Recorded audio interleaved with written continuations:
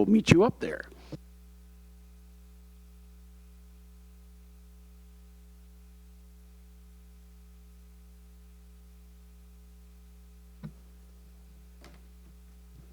Whereas, when an emergency occurs, the prompt response of police officers is critical to the protection of life and preservation of property.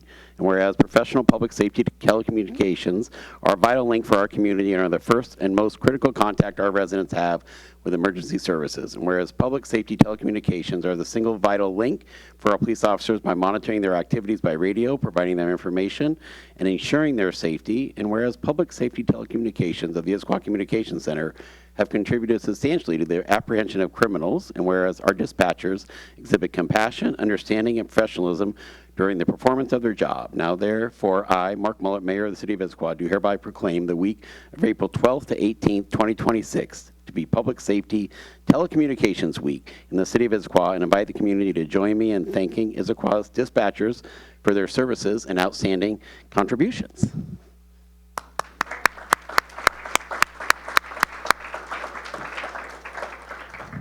And for those of you who don't know about our new technology upgrades in Issaquah, if you call 911 in Issaquah city limits, you get directly routed to our Issaquah Dispatch Center right here at City Hall across the street with an average response time of 2.5 seconds, which is some of the fastest in the country. Oh, sorry, you have comments. Go, go, go, go. I'm getting over a cold. You're pinch hitting. Chief Schwann's pinch hitting. Thank you, Mr. Mayor and Council. Good evening. April 12th through the 18th, National Public Safety Telecommunicators Week. As we approach this week, it is a great opportunity to recognize the work our Issaquah telecommunicators do every day. Telecommunicators are often the first point of contact in an emergency. The calm and reassuring voice people hear what might be the worst day of their lives. They handle stressful, sometimes chaotic situations while making sure that help gets there as it needs to. Most of their work happens behind the scenes, but it's absolutely critical in keeping our community safe. Many of you are aware that mid-September 25, we became a primary PSAP, as Mr. Mullet had expressed. Prior to this change, 911 calls made from cell phones in Issaquah were routed through King County Sheriff's Office or Washington State Patrol before being transferred to us, which caused a slight delay. Now those calls come directly to our center. This has been a significant and positive change. Our telecommunicators can answer calls faster, get officers dispatched more quickly, and coordinate the fire and EMS services, making their more seamless co-response when needed. With the transition, we have experienced a notable increase in call volume, averaging approximately 480 additional 911 calls per month over the past 5 months. And honestly, this is where our team really stands out. Even with that increase, they've continued to do an outstanding job, not just with how they take the callers or care of the callers, but how they quickly are able to answer those 911 calls. In 2024, our average 911 answer was 5.42 seconds, and in 25, it dropped to 2.55 seconds. That reduction, even with increased demand, speaks volumes about the commitment, professionalism, and resilience of our team. Currently, our communications center is staffed by 13 full-time employees, 12 fully trained state-certified telecommunicators, and 1 in training. Each of them plays a critical role in ensuring the safety and well-being of the community. We are incredibly proud of the work they do, and we appreciate the continued support from this council and the community we serve. Thank you. All right, we have our photo session with Wally.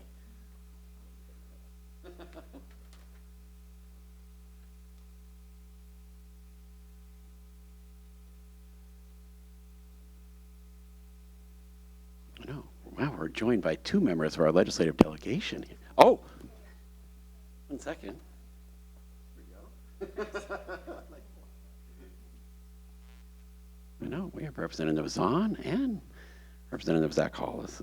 We're a lucky group tonight. Okay, our next item on the agenda is ID 2000, Sexual Assault Awareness and Prevention Month Proclamation. I'd like to invite Deanna Schutz, King County Sexual Assault Resource Center board member and Issaquah resident, to the lectern.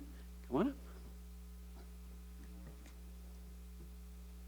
So whereas Sexual Assault Awareness and Prevention Month calls attention to the fact that sexual violence is widespread and impacts every person in this community. Every 68 seconds, someone is sexually assaulted in the United States. And whereas Black, Indigenous, and other people of color require living in poverty, LGBTQ plus people, elders, people with disabilities, and others who have been historically oppressed are disproportionately affected by sexual violence in significant and complex ways.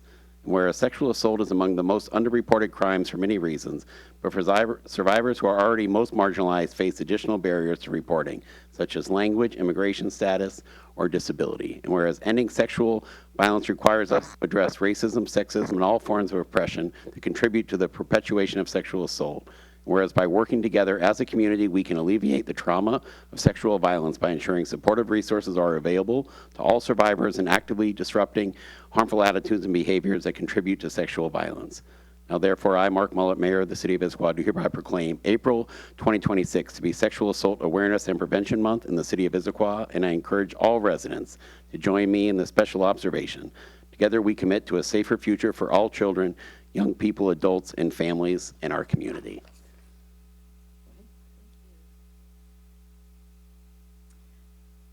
Thank you so much for supporting this important issue and for helping survivors understand that they are heard. First, to the survivors in our community, I want to say you're not alone. Sexual assault is common. Half of women and 1/3 of men have experienced sexual assault in their lifetime. People from marginalized communities are at even greater risk. And chances are that each one of you knows someone who has been affected by sexual assault. This trauma is something that can affect a survivor's mental, physical, and behavioral health, their ability to form healthy relationships, remain in school, or even work. But recovery from this trauma is possible with support. KSARC supported 4,300 individual survivors and their family members in 2025 alone. Almost half of our clients are teens and children. We know young people are the most vulnerable to sexual assault and the least likely to speak up because they're afraid they won't be believed. I want to end with a different message to survivors. Free and confidential help is available, and to anyone who needs information about sexual assault. Our 24-hour resource line, staffed by some of the most amazing, compassionate people I've ever known in my life, are available, and you can contact them at 888-99-VOICE. We always say at KSARC, we can't change what we can't talk about. So thank you for your leadership and your willingness to be loud about sexual assault. I'm not going to forget to give you the proclamation this time.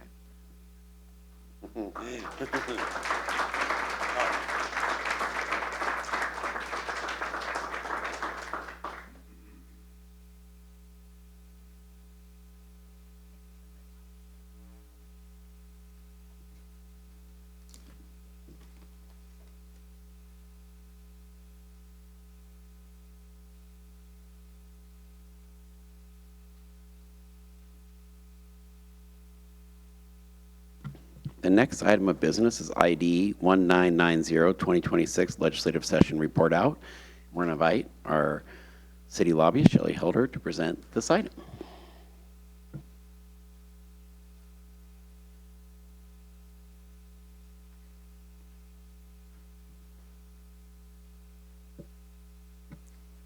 And Jillian's providing an assist.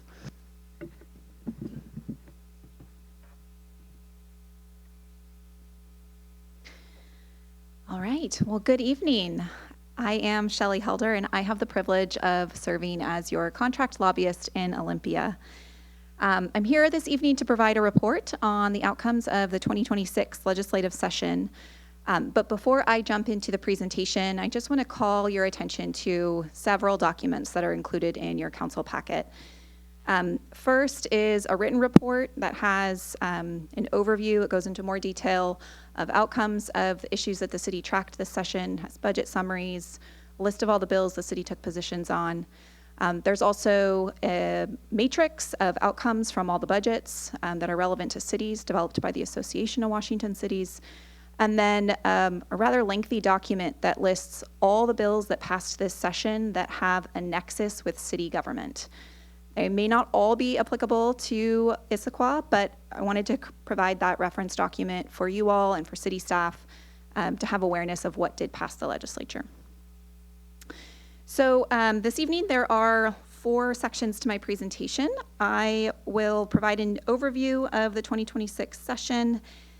We'll review outcomes from the city's legislative priorities. I'll also touch on a few additional legislative issues that came up, and then we'll wrap up by talking about next steps. So the 2026 session was a short session. It was 60 days, and similar as the first year of the biennium, the Democrats held strong majorities in both chambers, and so they are the ones that set the priorities for the session. Some of the priorities and ended up being the kind of the themes of issues that came up throughout the session were responding to the federal government's actions, trying to improve affordability for Washingtonians, and reforming the state's tax code. In a short session, really the primary objective is to adopt the supplemental budgets, and that objective was achieved. It isn't every short session, so it's worth mentioning. In addition to the budgets, the legislature considered over 1,200 bills, and ultimately 268 were passed into law. So as I mentioned, the legislature adopted their 3 supplemental budgets. The most challenging of the 3 this year was the operating budget, and that was largely due to rising maintenance costs. And that's driven by increased caseloads, partially from expanded programs based on policy choices made in previous years. The supplemental operating budget increases spending by $2.4 billion. Roughly $880 million of that amount is from the state's budget stabilization account, which is also referred to as the rainy day fund. It's essentially the state's savings account. The operating budget balances not only because of the $880 million from the rainy day fund, but also a $375 million transfer from the public works assistance account. That account is backfilled with bonds from the state's capital budget. The largest expenditure in the supplemental operating budget is roughly $1 billion to cover the state's self-insurance liability premium, and I'll touch on that more in a moment. The other 2 budgets, the transportation budget and the capital budget, are traditionally developed in a bipartisan fashion, and that proved to be the case this year as well. The supplemental transportation budget adds $1.2 billion in spending authority. And really the focus for that is on maintenance and preservation of the state's highway system. The supplemental capital budget authorizes an additional $889 million. And one of the most notable investments in the supplemental capital budget is $123 million invested in the Housing Trust Fund. That's in addition to the amount that was allocated to the fund in the underlying the biennial budget. The city has a practice of developing a legislative agenda to align with the state's 2-year budget cycle, and then making small updates to that agenda based on what's accomplished in the first year of the biennium. So as a reminder, in the 2025 session, the city requested and received $100,000 for the Creeks to Peaks activation project, and $1.4 million to support the recovery from the bomb cyclone. So those items were removed from the 2026 legislative agenda, and we had 4 priorities heading into this short session. The first was to protect the timing of the funding for the State Route 18 widening and safety project. And the goal of that is to ensure that it can be delivered in a timely fashion. There was also a dual objective of making sure transportation budget writers know that this is just the first phase of the project, and the second phase, which is Tiger Mountain Summit to Issaquah Hobart Road, is still unfunded. So the supplemental transportation budget retains all the funding for the first phase of the State Route 18 project, and it maintains the funding and the timeline needed for WashDOT to deliver the project on schedule. There was no new funding allocated to not only SR 18, but any project in the state. Really, the transportation budget writers were focused on backfilling the historic lack of funding in maintenance and preservation. And so the new funds allocated in the supplemental budget were not for projects. And I guess I'll just comment that there is becoming more of a unified perspective amongst transportation budget writers that the historical way of investing in transportation projects is through doing a transportation revenue package every couple of years and creating a lot of capacity to invest in 15, 16-year projects or horizons for investment. It doesn't sound like there is appetite amongst current transportation budget writers for that to be the case. But I will say it doesn't seem like there is a new plan yet arrived at. So I mostly toss that out there just to say that I expect to see some creative thinking about how the state invests in transportation projects, particularly large projects like the one needed to complete SR 18. The next city's priority, and the next city priority was fiscal sustainability. And I would say this was one of, I guess from my perspective, one of the biggest challenges this session. Given the state's fiscal climate, it was apparent early in session that we weren't going to see an increase in shared revenues to cities. So instead of taking that approach, we took the focus of advancing measures that reduced city costs, and particularly liability-related exposures. So we worked with Representative David Hackney and Representative Zach Hall to introduce House Bill 2393. And this would have reduced the civil liability for state and local correctional facilities. Under current law, jail operators have limited ability to search an individual that's admitted to the jail, which makes it difficult to have confidence that an inmate is not concealing a controlled substance. But at the same time, if an inmate overdoses while in jail, case law has established a precedent that the liability falls to the jail operator. So the bill said that if the city follows the proper search upon intake, then they wouldn't be liable for injury to the inmate if it was a result of self-harm. The chair of the committee where the bill was referred declined to hold a hearing on the bill and asked the city to work with stakeholders over the interim to develop a more comprehensive approach to responsibilities for jail operators. So we had that feedback. We also worked simultaneously with Senator Wellman in the Senate to advance a Senate version in hopes that we could have a conversation started in the Senate as well. The feedback that we got in the Senate was that their primary effort was around Senator Dingra's bill, Senate Bill 6239, which would have required arbitration for any tort claim against the state or its subsidiaries, so against any local governments. That bill ultimately didn't pass either, but it did result in a budget proviso that directs the Office of Administrative Hearings to convene a committee and provide recommendations to the 2027 legislature on how to reduce liabilities both for the state and local governments. So that's something that we'll of course be monitoring on and engaging as able over the interim. So we weren't successful in reducing the city's jail costs, but we did weigh in with concerns on several bills that would have expanded the jail's operating costs, and those did not make it over the finish line. And then we also weighed in when it came to policy and budget decisions impacting existing city revenues. And I'd say the most notable impact on this is Senate Bill 6346, which is referred to as the millionaire's tax. The bill not only institutes a tax on high incomes, but it also includes the elimination of sales tax on select products. And that has the effect of reducing city revenues because cities have local sales tax on those products, and that's eliminated as well. So if the legislation is ultimately upheld, it would reduce city sales tax revenues.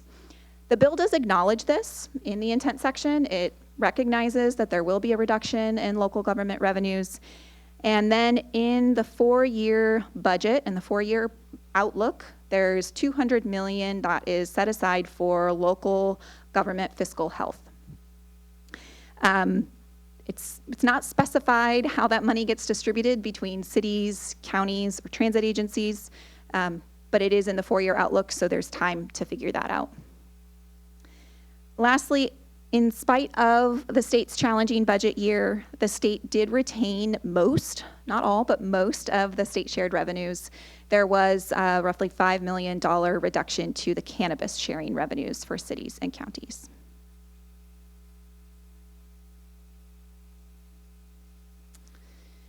The next priority was a $2.7 million operating budget request, and this was made in coordination with the eCityGov Alliance. And the request was for a new back-end permitting system, as well as a refresh of the front-end system. As session advanced, again, we realized a $2.7 million request was not going to be feasible, and it was not realistic for the Alliance to complete the back-end system with partial funding. So we ended up submitting a $1 million request, which would have been sufficient to complete the front-end upgrade. And we did have strong support. I have to recognize there was a lot of support from the legislators representing eCityGov Alliance jurisdictions. The Senate did not accept budget requests, so that was a challenge. But in spite of having several members submit the request in the House, we still did not see the funding included in the House operating budget and ultimately was not included in the final. My thought on a potential path forward for the eCityGov Alliance is to consider how AI plays a role in software writing. It's far outside my realm of expertise. But in conversations with legislators, that was a question that came up of how could the cost to develop the software potentially be reduced as a result of advancements in technology. So I'm just sharing that as feedback for you all as you think about permitting. And then the last but not least priority for the city was support for policies related to immigrant protections. The first was Senate Bill 6002 regarding the allowable uses of automated license plate readers. This bill allows law enforcement agencies to use ALPR cameras to investigate both felonies and gross misdemeanors. And inclusion of gross misdemeanors was something that cities across the board, but also City of Issaquah, advocated for. And it sets retention limits at 21 days, which is noteworthy because initially the retention was much shorter and wouldn't have been helpful for law enforcement to investigate most cases. The cameras are not allowed on premises or the immediate surroundings of schools, places of worship, or food banks. And the legislature also passed laws that ban the use of facial coverings by law enforcement and established a gross misdemeanor for impersonating a peace officer. So in addition to the city's top priorities, there were a handful of other issues that we weighed in on in accordance with the city's policy manual. On the topic of public safety, several of the public safety bills that the legislature considers I just mentioned. Budget-related items, though, the big topic was funding for public defense. And initially, there was some funding for public defense included in the millionaire's tax bill. That was ultimately pulled out, and so in the supplemental year was no new funding for public defense. There were several transportation-related bills that the city supported. The first was on the topic of electric motorcycles. There were two bills that advanced on parallel tracks. The first was House Bill 2374, which was sponsored by Representative Janice Zahn, and Senate Bill 6110, sponsored by Senator Sharon Shoemake. They were not companion bills, and the key distinction was that the House bill included a definition of electric motorcycles, and the Senate version did not. Ultimately, the Senate bill is the one that passed after negotiations between the House and the Senate, and ultimately the Department of Licensing was resistant to including a definition of electric motorcycles because of the implications for registration, without having engaged with the industry that would be regulated. So there is a committee that will be doing work over the interim, and they have a report due to the legislature in October for a definition and recommendations to regulate electric motorcycles. And so that will be legislation we expect to see in the 2027 session. The legislature continued to focus on the regulation of step housing types, which includes shelters, transitional housing, emergency housing, and permanent supportive housing. In 2021, the legislature adopted House Bill 1220, and that bill required cities to allow these housing types in areas where hotels are permitted, and to adopt reasonable occupancy, siting, and health and safety regulations. However, local regulations that were adopted across the state have varied widely, and in some cases, they were written so narrowly that it prevented shelters from being located in a community. So to address these concerns, the legislature adopted House Bill 2266 this session. The bill modifies existing law by requiring cities to allow permanent supportive housing and transitional housing in all residential zones. And it requires shelters and emergency housing in all zones where hotels are allowed. It also narrows the types of spacing, occupancy, and health and safety regulations that cities may adopt. The bill was heavily amended through the process, through the input of cities, including feedback from the city of Issaquah. Ultimately, it is a mandate. It is a mandate on cities. However, it hasn't been incorporated to include a lot of city feedback, and a lot of feedback about how to make the bill implementable for cities. So I think it's noteworthy to mention that. The legislature also passed Senate Bill 6026, which authorizes residential development in commercial zones and limits the use of ground floor retail requirements. This was a high priority piece of legislation for the governor and the lieutenant governor.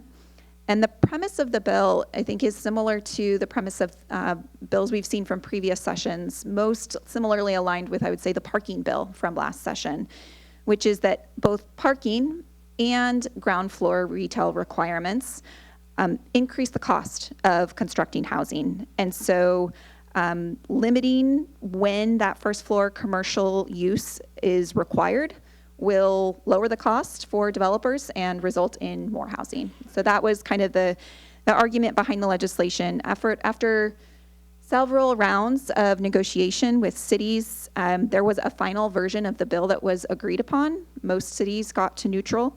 It does retain some flexibility for cities to still employ the use of ground floor retail requirements in limited cases, and opens up a lot more property to be able to, for residential development. I do want to note the bill only applies to cities with a population of 30,000 or more.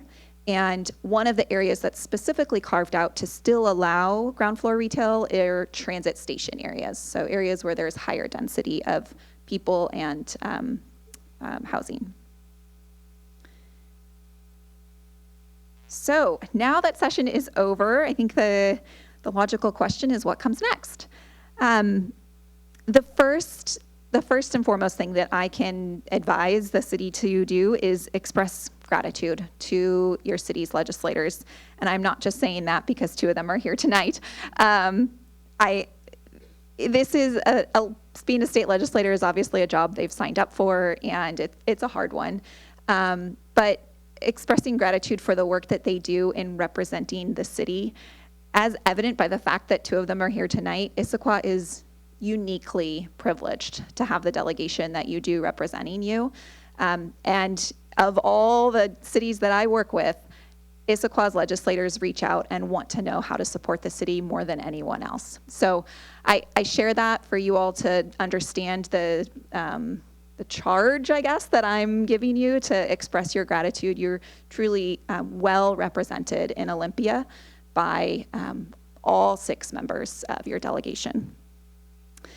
To prepare for the next legislative session, the things that I typically recommend cities do is early and ongoing engagement with your delegation. Of course, express gratitude, and then, okay, what can we do to get down to work to prepare for the next session?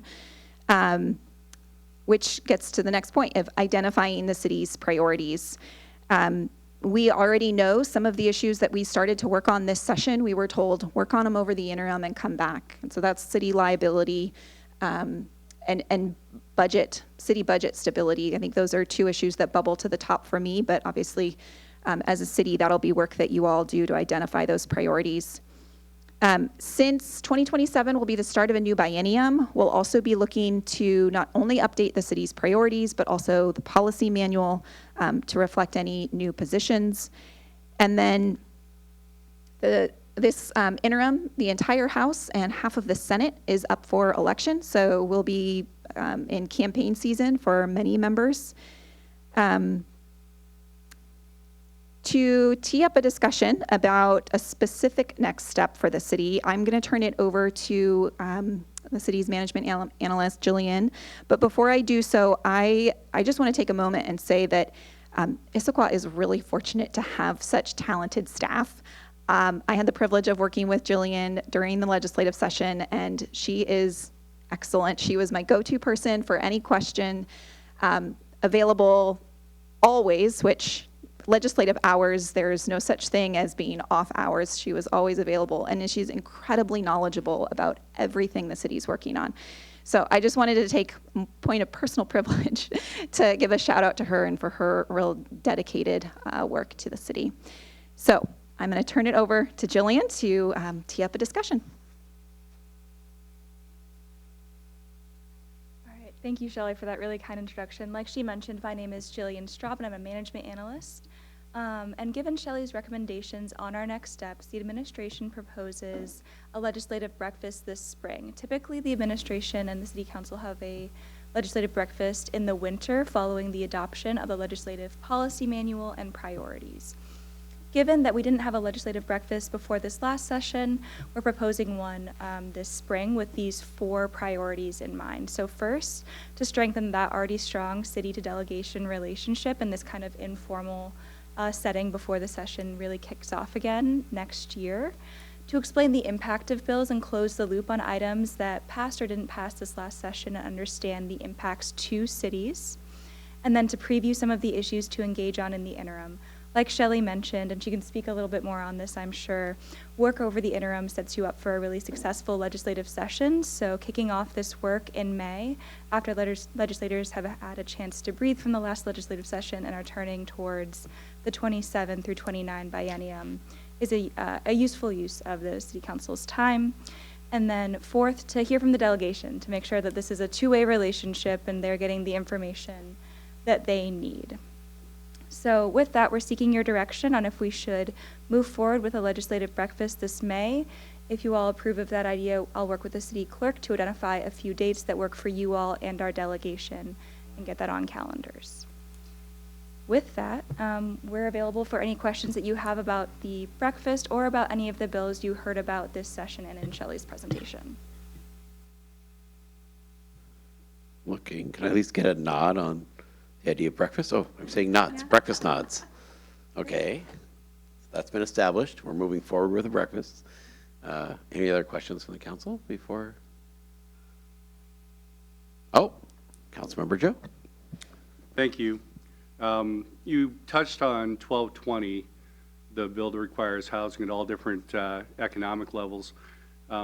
There was some movement on condominium reform a little bit. Could you talk about that and how that might help our 1220 puzzle as well? Certainly. House Bill 2304 was the, I would call it a condo trailer bill. So last year there was a bill that essentially addressed the liability issue for condominium construction. but it did not address, it only addressed up to a certain height, up to 3 stories. So this year's bill expanded that liability protection up to 4 stories.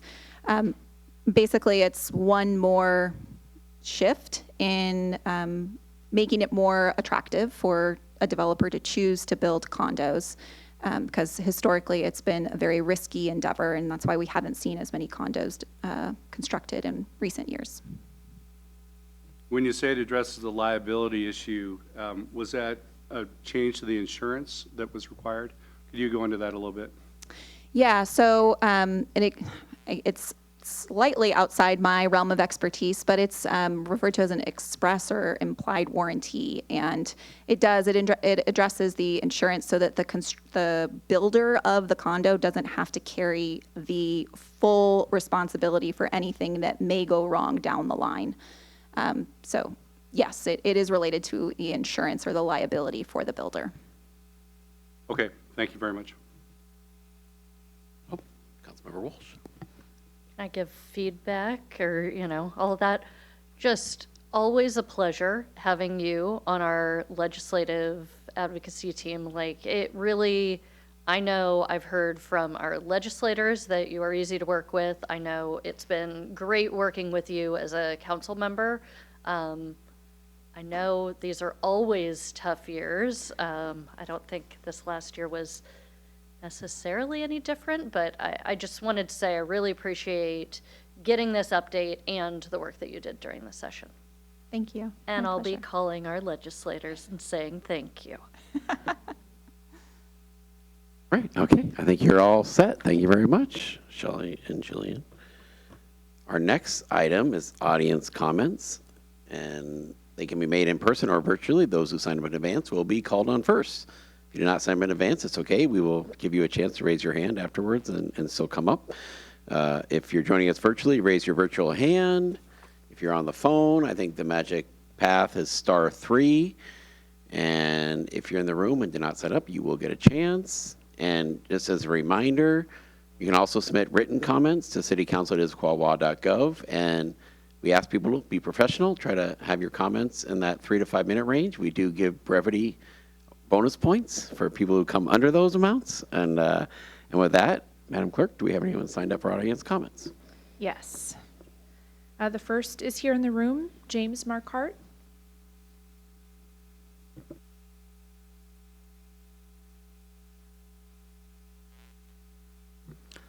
Thank you. Good evening. My name is James Marquardt. I'm a resident on Squawk Mountain. Last October, Diana Romero dropped off her 4-year-old son at the Learning Nest preschool on Newport, way just down the road from where we're sitting, and was loaded into an unmarked SUV by federal agents in front of her son. I made a public comment at this council shortly after and asked the direct question, was she tracked using cameras on city property? The response I received was reassuring. The city didn't have any flock cameras, a famously insecure ALPR camera system, and city systems weren't accessed. I'm here tonight because that reassurance is about to become obsolete, and given the faces here have changed, this is something we still need to talk about. Flock cameras are just one manufacturer of connected license plate readers, the exact technology that allowed federal agents across Washington to track people's movements, their routines, where they dropped their kids off. We don't know how Diana Romero was found, but we know that in cities that had these systems, federal agents were quietly accessing location data, sometimes through a misconfigured setting, sometimes without the city's knowledge at all. Installing this system creates that risk here in a community that has already felt what that risk looks like in practice. It has come to my attention that the city is preparing to bring a congressional grant for license plate readers before this council, likely in June.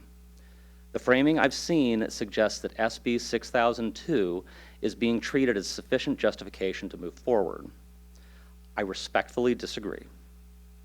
And I've left a handout with my registration tonight that documents why in detail, citing the bill's own language. SB 6002 is not yet law. Governor Ferguson has not signed it, but more importantly, even when signed, its enforcement is reactive rather than preventative. It penalizes city employees who misconfigure a sharing setting after the fact. It does not require Flock or other manufacturers to make dangerous configurations architecturally impossible in the first place. SB 6002 does not require this city or any other city to install cameras. It is a floor, not a mandate. The question before this council is whether that floor is currently high enough given what this community and others have already lived through. I'm asking you to decline or defer accepting this grant or installing cameras until Flock or other camera vendors considered by the city can demonstrate architecturally, not contractually, that what happened to other Washington cities cannot happen here. Thank you. Thank you very much. Madam Clerk? Next, we have Don Robertson.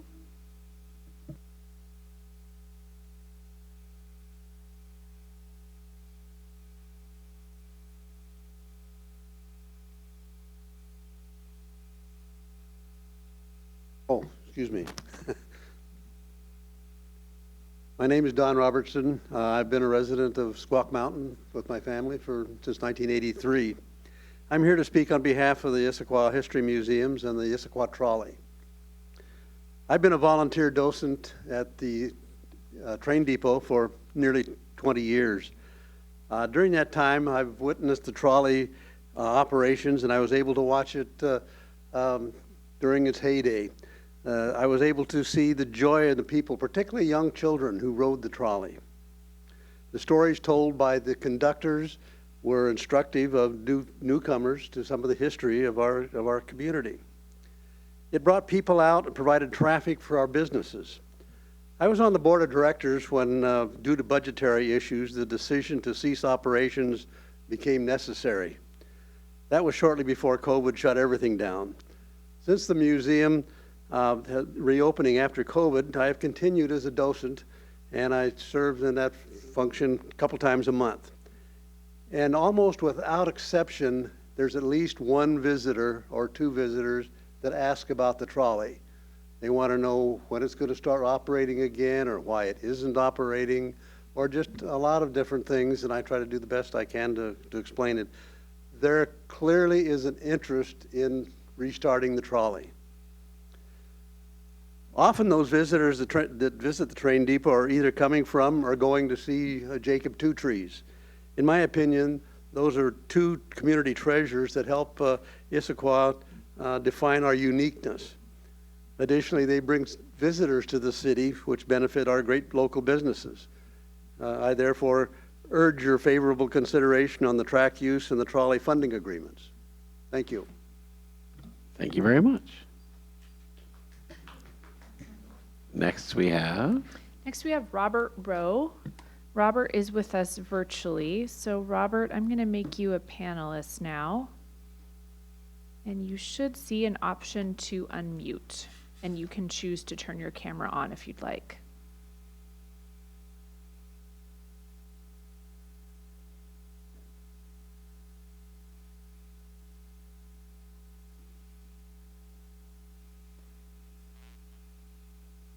Robert, you now have the floor. I'm going to go ahead and try unmuting you on my side. Okay, great. All right. Okay, we can you hear guys you hear me? now, Robert. All right, great. I appreciate you guys taking the time and listening to this. And to the mayor, I appreciate you having one of your staff members, who I can't remember, actually reaching out to me on this issue. To the city of Issaquah, my name's Robert Rowe, and I'm a resident here of Issaquah Highlands. Me and my wife moved here 3.5 years ago from Bothell, Washington. But I grew up here in the east side, went to Redmond High School and all that. I just want to say that when I moved to Issaquah, I knew the quality of life was going to be much better than what I experienced in Bothell. You know, Bothell's a fantastic place, but when my wife accepted a job down at GPI, Greater Pacific, we thought, great, this is going to be perfect. Why not? We had our choice in what apartments we wanted to live in. We were looking for convenience. Issaquah Highlands offered us the best choice. So we just We chose Discovery West. It's very close, and it's right next to Swedish Mess Hospital. There's a problem, though, 4 days out of the week that I've never experienced. And I'd like to say this to the city council. I've lived in Guangzhou, China for 7 years. Leho Ma, Sikjo Fan Mei, and I'm a Hispanic American. That city is 35 million people.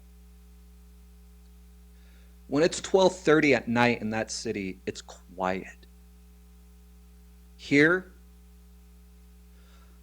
every day, 4 days out of the week, like I said, I have to deal with QCD delivery, making a delivery to Swedish Hospital at 12:30 in the morning. I understand the hospital needs their vegetables and everything, but the humming noise that we have in these apartments is ridiculous. I've been told by the city council, or not the city, by the previous mayor, call the non-emergency line. I have provided you documents on how old this is, and still nothing is being done. QCD's HR kind of was rude to the investigating officer who finally got in contact with them, stating, "Why are you guys delivering at 12:30 in the morning?" They never, it's like, "Oh, it's just part of our procedure. That's just best time for us." That's the only excuse he got, and he didn't understand it either. I have provided documents of how old my complaints have gone on, and this has gone on for more than a year. I don't understand. I just want to ask you guys, would you like it if I made a semi-delivery in your neighborhood at 12:30 in the morning, leaving my engine running for more than an hour, delivering string beans? I know it sounds funny, but I didn't expect that in the city of Issaquah. That's all I got to say. Thank you very much. Thank you. And then next, I think we have maybe Mary Scott. Is that right? Yes, next is Mary Scott.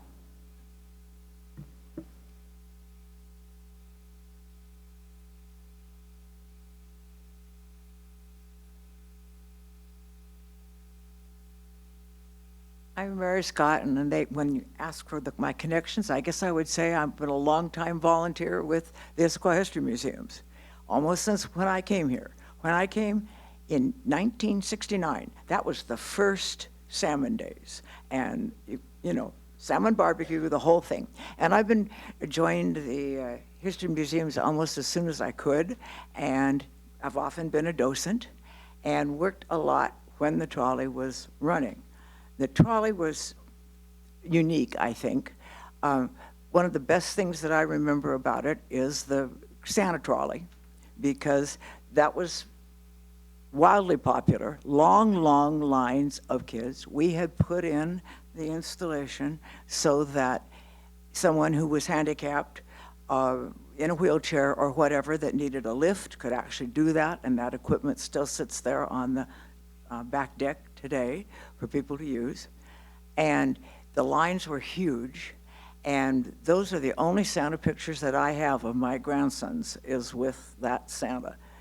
Kids would get off at the end and say, "Can we get in line and do it again?" And the lines were huge and enthusiastic. And the other one was the Halloween trolley, when the whole place was decorated in a great deal of really, really spooky things all over, and a huge spider on the roof, and a lot of us women docents dressed as witches appropriately, and having a lot of fun with that, and the driver always as a skeleton or some kind of monster. And this was hugely popular. But even on a regular day, just a normal trolley day, the kids, when they get off, would always say, "Can we do it again? Can we get in line? Can we do it again?" And very enthusiastic. And the adults would say, "Is there a good restaurant around or a good kids restaurant around? Or is there a bar somewhere? Other questions.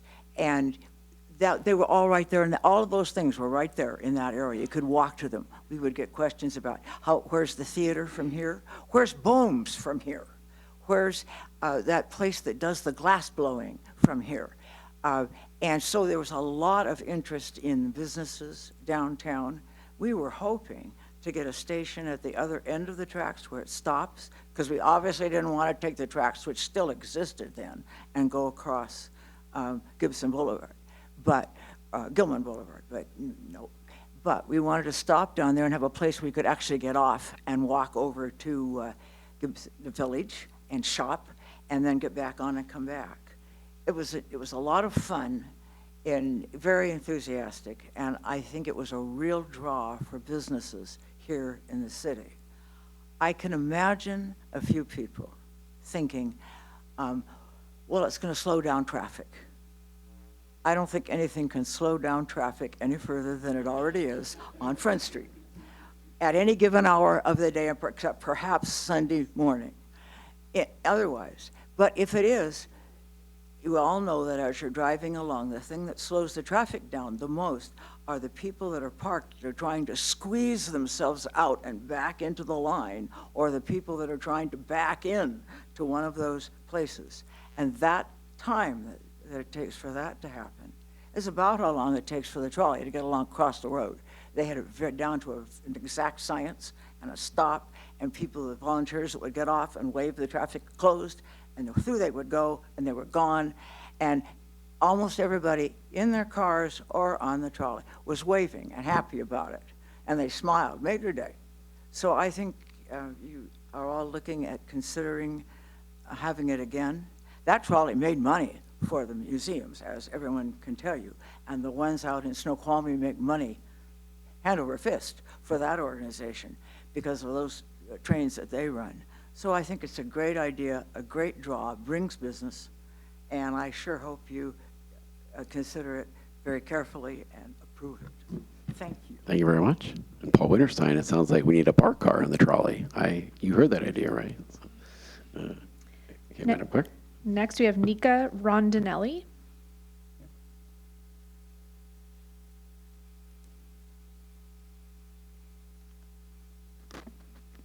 Hi. Before I begin, I would like to thank Council for the opportunity to provide public comment today. So, my name is Nika Rondinelli. I'm a junior at Gibson Neck High School in the Issaquah School District, and I'm also an intern for Councilmember Walsh. I live part-time in the Issaquah Highlands with my mom, who works full-time with Issaquah's largest employer. Unfortunately, our rent has recently jumped to a price that we can no longer afford. The vast majority of housing options in Issaquah are out of our price range, and it seems like they just keep climbing. There simply aren't enough affordable options to accommodate my mom and I, and I know that there are many other residents who feel this burden too. I love living in Issaquah. I love the school I go to, the beauty of our environment, and I feel so grateful to be able to call this city my home. But honestly, I'm worried for my future. And I know that there are many people my age who feel the same way. I'm almost out of high school, and once I come back from college, I want to live in Issaquah. But as things are now, I don't see any feasible way for that to happen. The youth have always been promised a bright future. We support education so students can follow their dreams. But once they're out of school, they need places to live. For these reasons and more, I urge you to consider pursuing policy and permitting changes to encourage the development of more affordable housing. You are our change makers, and you have the ability to improve the lives of so many people. Thank you so much for your time and for your continued work to make our city a better place. Very well said. Thank you very much. Next. May Hollenshed.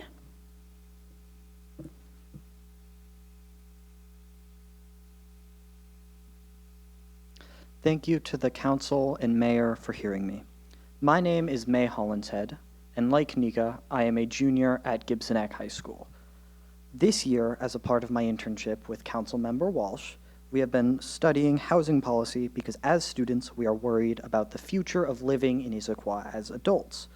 The cost to own or rent a home is rising faster than many can afford, and a lot of the people who have grown up in this community will not have the opportunity to return later in their lives.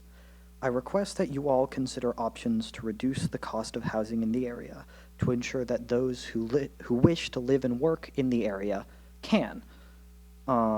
Additionally, Nika Rondinelli and I have prepared a memo that highlights one factor in the cost of housing. We hope this will prove helpful to all of your efforts to reduce the cost of living in the area. Thank you so much for hearing me. Excellent. Thank you very much for coming out.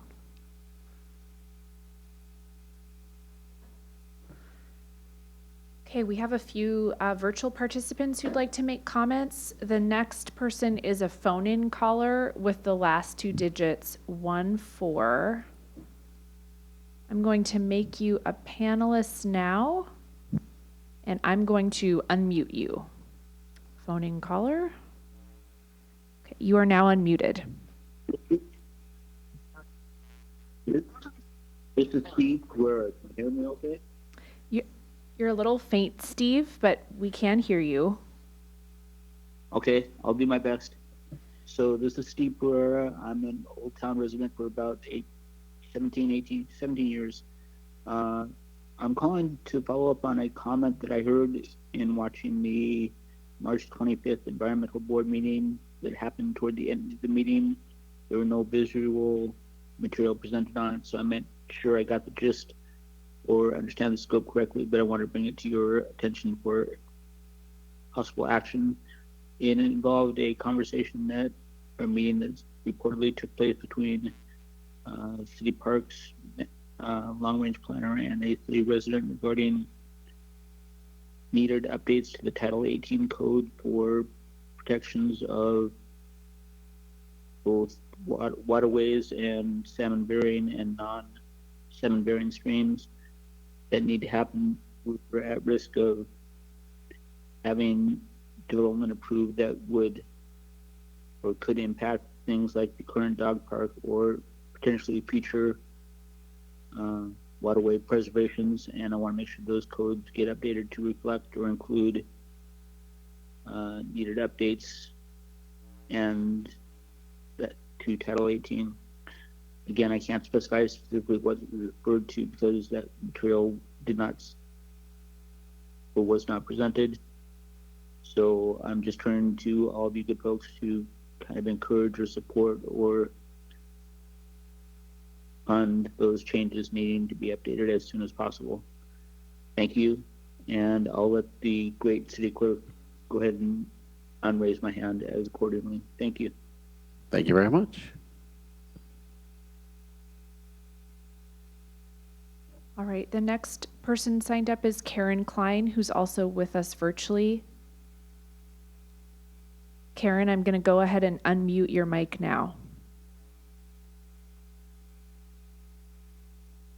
Hi, good evening. My name is Karen Klein. Can you hear me okay? Yes. Thank you. I'm calling in from Bellevue, where I am a homeowner, and I live in a little pocket that's served by the Issaquah School District. So I'm very close to Issaquah, and I wanted to let you know that even people in Bellevue are hearing about the potential for flock cameras being installed in Issaquah. And I'm here tonight to let you know that I do a lot of business in Issaquah, and I like going to Issaquah. But I'm not going to like going there if there are automated license plate readers, because mass scanning of every resident with no suspicion required is not okay by me. Private corporate databases with no public records rights is not okay with me. Proven federal side door access to groups like ICE, CBP, and others is not okay with me. Integration with corporates like Palantir, whose CEO openly pursues political power, is not okay with me. It is also not okay with me that Flock lied about federal contracts and secretly enabled national access.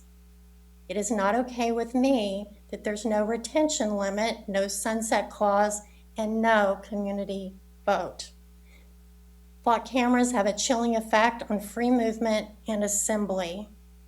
I urge the council to research this further, and I think I saw that you're looking to hire a new police chief, and I would urge you to make it a part of the interview process that your police chief is not interested in using surveillance camera and Flock-related data in any way, shape, or form. Thank you. No one further has signed up to speak. Is there anybody in the audience who wants to make comments? Yes, come on up. Just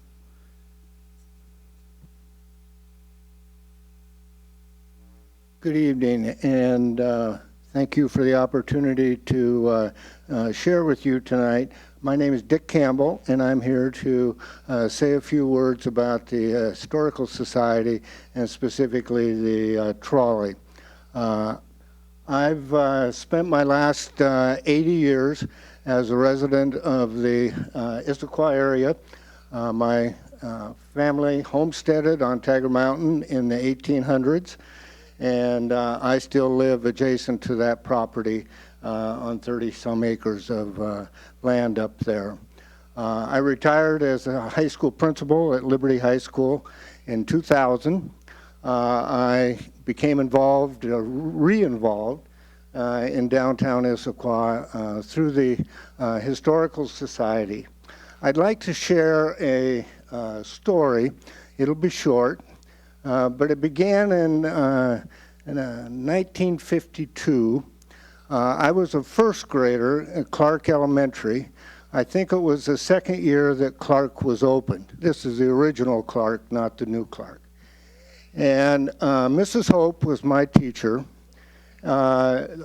Most of the students had gone to kindergarten, but because I lived on Tiger Mountain, you had to have your own transportation to go to kindergarten, and my mother didn't drive, and so forth, and there was no way to make that trip every day. So first grade was my first experience. Many of the kids in the classroom had gone to kindergarten. They knew each other and so forth. Well, I knew a couple, but not very many, because we associated more with Maple Valley, and my dad was a logger and a coal miner and dirt worker kind of a guy. And that's where we, other family was and so forth. Anyway, my best friend became a young man named Dennis. And Dennis and I, we became kind of the Bobbsey twins of this first grade class on the playground and so forth. And Dennis was what we would call today a special needs student. I think he was older. He only was with us through the first grade. He went to a special school in Buckley after that. But Dennis and I became intrigued with the train. And the train used to run up and around and then over the trestle and then on up to Snoqualmie. We all know that. But the noise, and especially the whistle, just got Dennis really excited. And so we would run, and there was a playground, but then a lot of woods, and the playground really wasn't very developed. Anyway, long story short, we would run up to the tracks, and as soon as we got close, he would blow the whistle. Well, later I learned that that was a signal to somebody at school that kids were on the track. There was no fence, there was nothing there. We thought he was just saying hi to us. as years went by in junior high, our track was up behind where Clark is now, and it was basically a coal dust field that they put lines around and so forth. So we won the first King Co Conference junior high championship my 9th grade year, but we would run a loop, and we'd go up around Lake Tradition and so forth, but we'd run along the train tracks. And the train was coming back from Snoqualmie about the time school was out and we were having track practices. And it wasn't rare that someone would jump on the back caboose and ride back and not do the full loop. And it was also not rare that we would get a Tootsie Roll or a Tootsie Pop from the engineer. And he would always escort us with the whistle blowing and so forth. So those were memories that I had growing up. I mean, we put nickels and dimes on the track to get them flattened and did all kinds of things involving the train. When I came back or retired and started to get involved in this historical society, we were I'll be quick. One of the most refreshing things and one of the things that made me the most excited about the trolley, and I was the association president and very involved in getting the trolley developed and so forth. But one of the things that just lit me up as a 47-year educator were that one particular special needs student who came almost every Saturday to ride the train. And he was a little autistic young man, and he would light up when he came in that door, and that was his day. And that trolley, not only to him, but to other kids, brought back the memories that I had with Dennis when I was 7 years old. That train lit him up the same way it lit that little man up. And as a career educator, we had something special going. And I encourage us to recreate that because it is a igniting point for kids. And we work with the school district for second graders and so forth. Them coming to the depot, them coming and seeing that is really special. And it's special to Issaquah. And if we can do it, I encourage us to do that. Thank you. Thank you very much, Dick. You're like a fine wine. You're aging well. You retired 26 years ago. You would never, I thought you had your years wrong for a second. And Paul, second idea, we need Tootsie Pops. Tootsie Pops and a bar car. Madam Clerk. Oh, come on up. Is this on? Okay. Hi, thank you for hearing me. So I come with similar concerns to some you've heard already about those flock cameras. I'll try and keep it short and not hit the same ground, but especially over the past year, I think this was originally proposed last year. Since then, Flock in particular is a company that's done a lot to lose trust and not gain it. And so I was really worried to hear that we might be having more cameras put up. It's the opposite line of thinking that I had actually, knowing that there are 4 here already. So I urge the council to take the concerns and the abuses and misuses that have already occurred with those very seriously and not put up more of those cameras here. Great, thank you very much. Sir, can we get your name for the record? Yes, my name's BJ Ullum, and I've been in Issaquah for like 4 years, so thanks.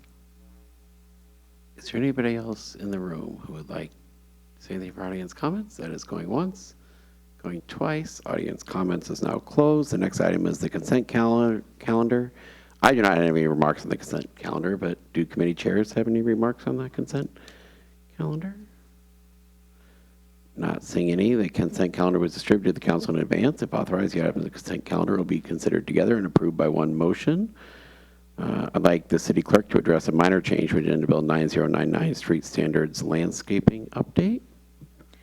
City Council, you received an email this afternoon that today we noticed an error in one of the ordinances that was on the consent calendar for approval related to the street standards amendments, which had a longer effective date than its companion ordinance. We need those to become effective at the same time. So I've uploaded a corrected version with the 5-day after publication in the newspaper effective date, and with approval of the consent calendar, that version will be approved tonight. Thank you. Excellent. And then if payable and payroll been reviewed?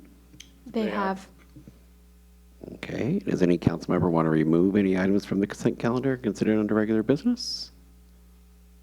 Not seeing any. Is there a motion on the consent calendar? Council President Martz. Thank you, Mr. Mayor. I move the consent calendar as amended by the clerk's office. Second. There's been a motion and a second to approve the consent calendar. As all those in favor, please say aye. Aye. All those opposed, nay. And that passes unanimously. The next item of business is regular business. Agenda Bill 9170, Issaquah History Museum Track Use Agreement and Trolley Funding Agreement. We would like to invite Economic Development Director Alexa Fitzsimmons to present this item. Good evening, Mayor and council members. Alexis Fitzsimmons, Economic Development and Housing Manager. Tonight, I bring a request to you to authorize an amendment to the city's agreement with Issaquah History Museum, along with the approval and track use agreement. Sorry, I should have put these on first. Track use agreement to support operation of the historic trolley for the 2026 season. This action is really about three things: ensuring safe and clearly defined operations for the trolley, supporting a long-standing community amenity, and continuing to invest in tourism and economic vitality in downtown Issaquah. Why does this matter? The Issaquah trolley is more than a historic asset. It's a community feature that draws visitors to our downtown, supports local businesses, and reinforces a unique identity and sense of place in our community. As we look ahead to the 2026 season, we have an opportunity to both strengthen the program operationally and set it up for long-term success. The changes that this amendment and track use agreement include two primary actions. One is additional funding. We are requesting the approval of an additional $25,000 to support the 2026 operations. It will go to support startup readiness, staff training, equipment repairs and maintenance, and insurance and operational costs. The funding is structured to provide $20,000 up front for startup needs and additional $5,000 upon the launch of the operations. The second key component of the proposal tonight is the track use agreement. It formalizes how the trolley operates, and the agreement clearly defines operational parameters and a schedule. It defines safety requirements and testing protocols, insurance and liability coverage, maintenance responsibilities between the city and IHM, expectations for operations, as well as within the shared public corridor. This amendment and track use agreement is a critical step, and it ensures that we'll be reducing risk while enabling a program to continue that supports the vitality of downtown. Council, of course, always has the option to not approve, but if the council does not approve the amendment and the track use agreement tonight or in the near future, the trolley operation could be delayed significantly, reduced, or not even occur.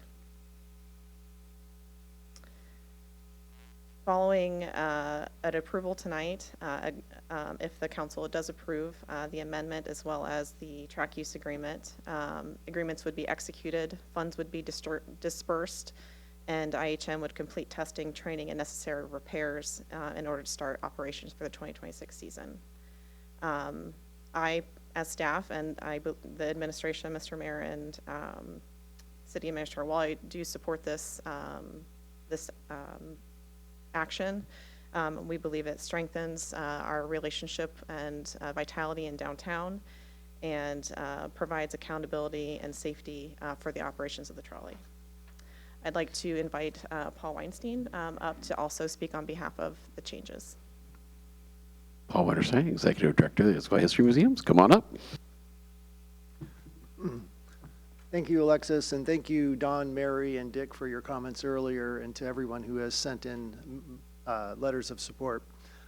Council, thank you for listening for me this evening. Thanks for the invite. Quick story. In the late 1880s, Squaw Valley was an isolated place. That changed in 1888 when the train arrived, turning travel to Seattle from a day-long trek into a matter of hours. The impact was immediate, creating a surge for coal, timber, and agriculture. Rail wasn't just transportation, it was the driver of Issaquah's first economic boom. Tonight, you are considering whether a piece of that story will once again help drive Issaquah's prosperity. Just as the first train fueled the expansion of our early industries, this $25,000 investment acts as a force multiplier for the downtown's cultural and economic energy. At the Issaquah History Museums, we fully embrace the public obligation to ensure this heritage attraction serves as a premier destination experience. This is an experience that draws visitors to our historic core. It encourages them to linger, providing a unique backdrop for our local restaurants, theaters, outdoor venues, and small businesses. The tie to IHM's mission is found in the boarding, riding, and onboarding experience itself, along with the teaching of history during the ride. While Issaquah's original passenger service was driven by steam engines, the trolley serves as today's surrogate for that historic travel. The connection to our history is found in the physical act of stepping onto the trolley into the story of the train at the depot, just as travelers did over a century ago. Once on board, our passengers are a captive audience. Our conductors do more than attend to the needs and safety of the riders. They are also there to teach, sharing the stories of Issaquah's past as the trolley moves through the present. 2 years ago, we took a hard look at what it would take to bring the trolley back. While we couldn't move forward then due to insurance hurdles, the reality is that the financial startup requirements were just as significant then as they are today. Our investment of time 2 years ago wasn't wasted, however. It gave us a blueprint. We spent those months crafting the track use agreement, identifying the specialized parts needed for the trolley and its power car, assessing the tracks and mapping out their repair, and coordinating the trestle inspection with professional railway engineers. Today, the landscape has changed. We are in the final stages of securing a comprehensive insurance package that meets the city's requirements. More importantly, our backbone volunteer experts are ready to return with their uncompromising commitment to safety. This funding is the green light for our restart, allows us to hire a dedicated program manager to oversee everything that Alexis explained earlier, and the daily complexities of the operation, from managing a new corps of volunteers to ensuring our safety protocols are followed to the letter. We want our operations to be as professional as they are passionate. We won't invite a single passenger on board until everything is in ship shape, and this position ensures we have the ready hand needed to get there quickly and safely. The emails you've received from residents sharing their trolley memories represent the true return on this investment. In a downtown already rich with history and culture, the trolley serves as the interactive thread that ties those experiences together. When someone steps on board at the depot, they aren't just looking at a museum exhibit. Instead, they are entering into Issaquah's story and becoming part of it. It is this shared experience that transforms a tourist into a promoter back home and residents into engaged members of the community, while giving each smiling child a memory to cherish. Because when we feel connected to our history, we feel connected to our community. Thank you. Excellent. Are there any questions for Paul or Alexis? Oh, Councilmember Walsh. Thank you. So probably more of a city question. So this is a very valuable right-of-way area right next to our biggest economic core. Can you talk a little bit about who maintains control and ownership over that, and how long this agreement goes for, and whether or not we could terminate the agreement if we decided to do something else with that right-of-way area? So thank you for the question. So the agreement, the track use agreement will be in place to the length of time as the current lease agreement that the Historical Museum holds with the depot. Which is what date? Till the end of 2026. Okay, thank you. Upon the control of the track use will be maintained by the city, ownership by the city, and with a renegotiation of the lease, we can change the terms at any time. Thank you. Councilmember Nichols. Just want to clarify that. Based on the documents that I read in the packet, the track use agreement is actually extended until 2030, not the lease end date, which is 2026. Is that correct, or? I thought it was in concert with the lease agreement. I think, correct me if I'm wrong, Madam Clerk, I think it is out of whack right now, but we have a plan to put it back in alignment. Yes, and I believe Rachel, who's with us, pointed that out, that the terms of the different agreements weren't aligned.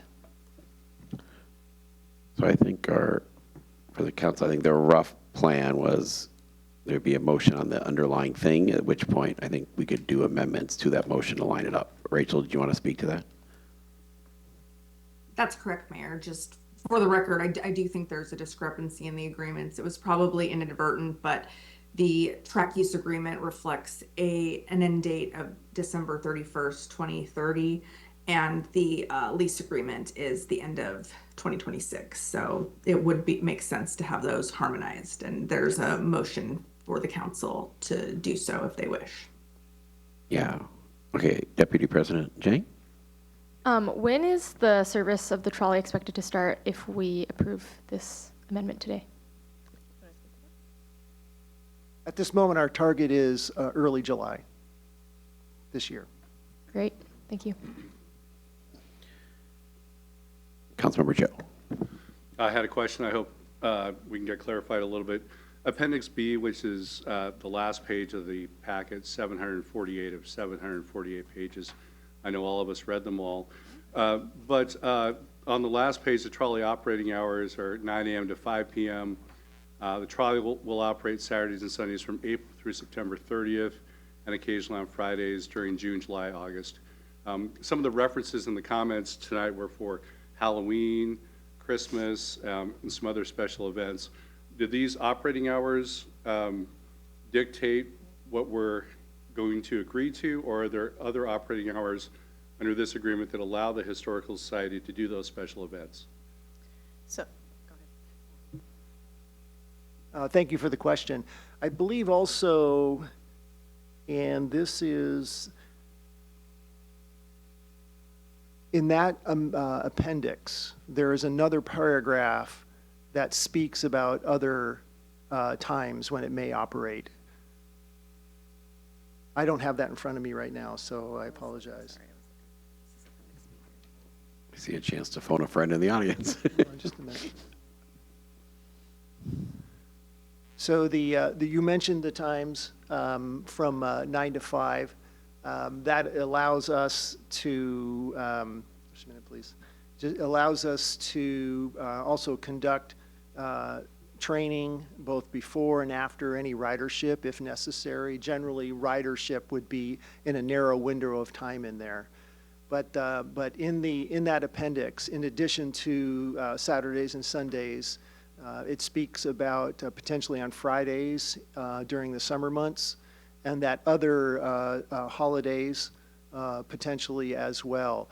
And that did envision what was mentioned earlier historically, that there was a Santa train during the after the Thanksgiving extended holiday, and then another prior to that, a Halloween train.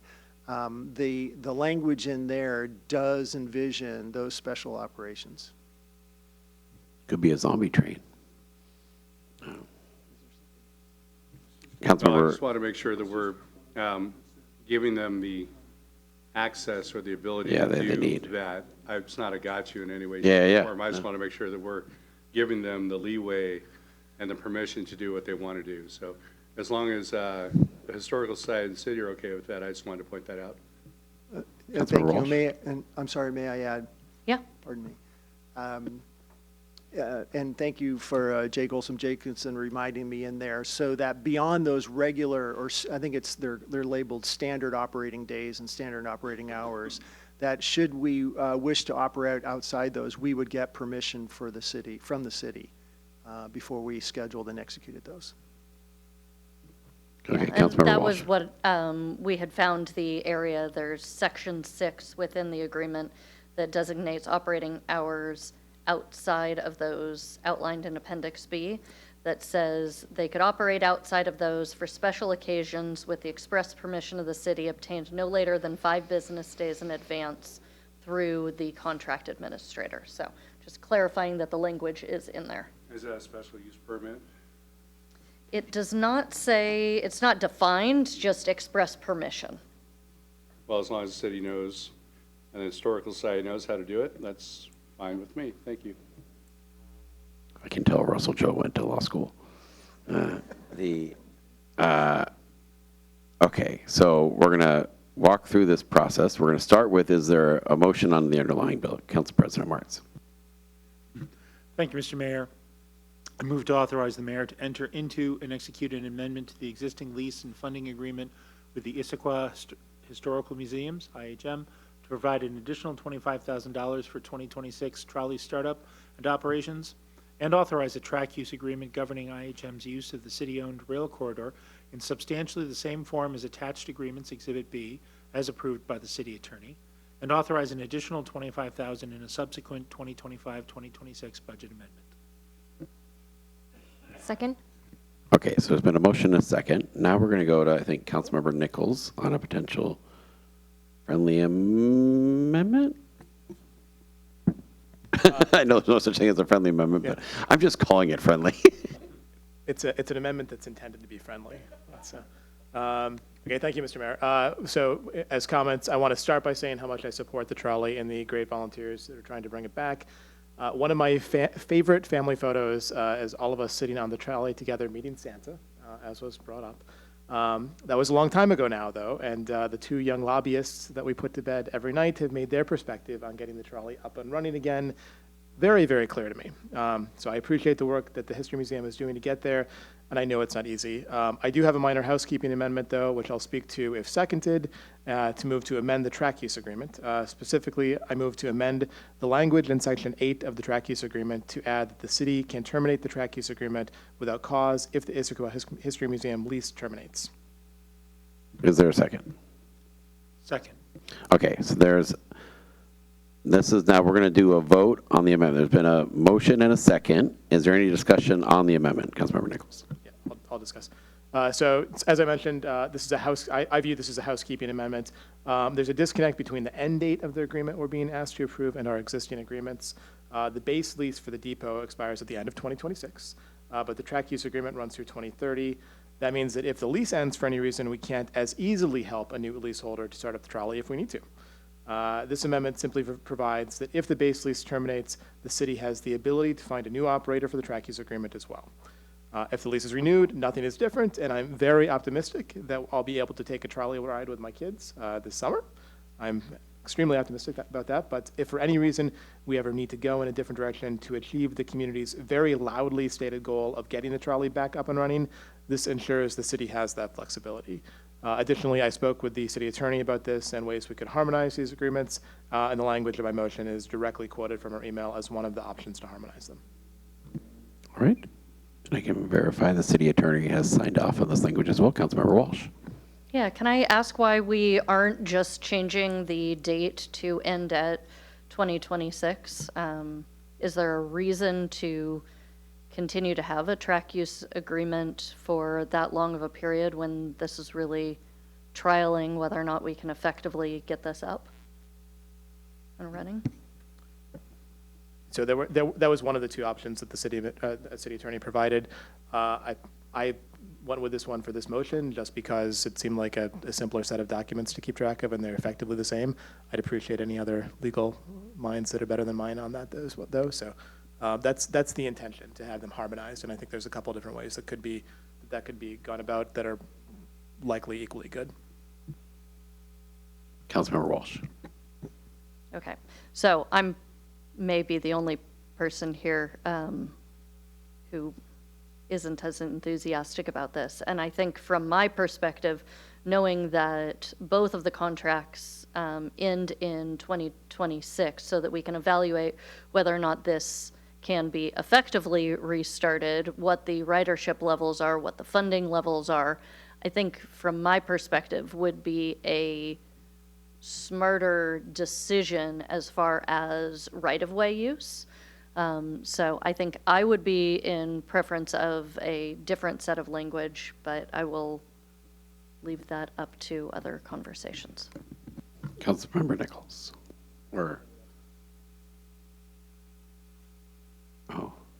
Councilmember Adair.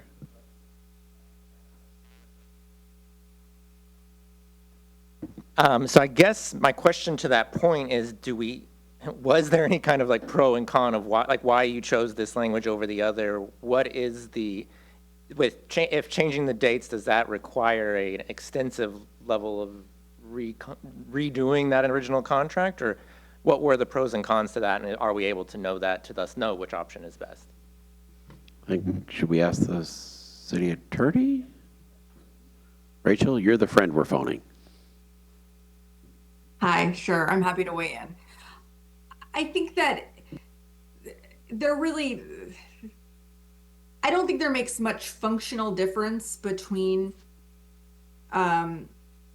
changing the date in the track use agreement to reflect the same date in the lease agreement, or just saying that they essentially run together and that the track use agreement terminates when the lease terminates. Other than if you think that there's some world where you would want to continue the lease for the trolley to remain where in its current location, but you would not want to allow the trolley to operate, then in that case, then that would be the one circumstance that I think that it would make sense to reflect a date specific in the track use agreement. But otherwise, if you intend that, you would either, and once again, your current lease, the lease agreement for the space that the trolley is located in, the main agreement that's here that's being amended and the track use agreement added to, it just ends at the end of this year anyway. So we could, if the council's direction were that we want to continue that lease, but we don't want to continue, I guess in that case, if we, just thinking out as I speak to you here, if we think that that's something that you want to do, it'd probably be a little bit easier than if the date did say 2026, because then in the track use agreement, because then you could just do an amendment to the lease to continue it in perpetuity. If it didn't say that, we would just let it expire at the end of 2026 and enter into a new lease with IHM if we didn't want to have the trolley. But as long as the track use agreement tracks with this current lease, then you should be fine in terms of only having the trolley go through the end of this year if that's what you choose in the end. Does that make sense? Councilmember Walsh. Yeah, and I appreciate the description of all of that, because I was under the impression that we were talking about the lease of the Issaquah History Museum and portions of that, and so I could see ways that we would want to continue that agreement and lease there and not necessarily. So you're talking about the lease of the space where the trolley is stored. correct. I think it may be the lease of all of that together, but let me look really fast. I just want to pull this up. I think this is the museum services lease and the trolley equipment storage agreement. It's all wrapped into one. So I think if the council did want to continue with just the museum services, we would want to redo this agreement anyway, rather than just continuing it. Unless you would want to allow the trolley to just remain in place there unused, in which case then we could just use the same form.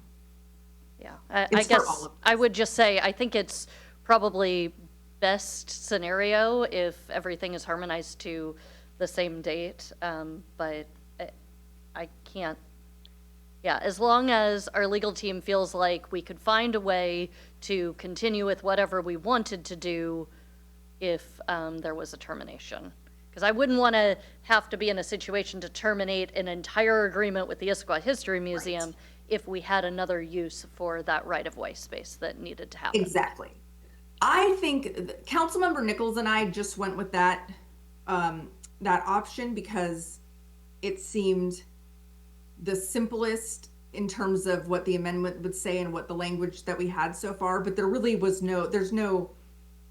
I think that it would make just as much sense to amend the agreement to say that the term, instead of amending the termination language, we could just amend the term language that currently says December 31st, 2030. Why don't we just do a different motion and revise that to read December 31st, 2026?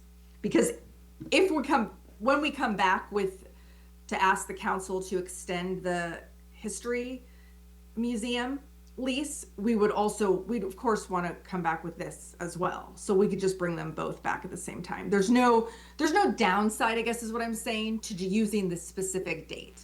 Okay, so Rachel, my question is, do we have to actually vote down the First Amendment, or can we just pretend it doesn't exist? We have to vote it down. Oh. Councilmember Nichols.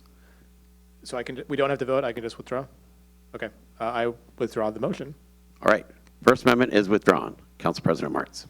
Would the administration like to take 5 minutes to craft language on a different amendment, or is it self-evident? Yes. Yes to which part of that please, question? if we could have a moment. So Yes, I would like to request we take 5 minutes. Give me 30 seconds. 30 seconds. Well, let's just. Well, but there's some take a couple- policy questions as well as legal questions. Yes, I would request a 5-minute recess while the administration does this. We're at recess to figure out the language.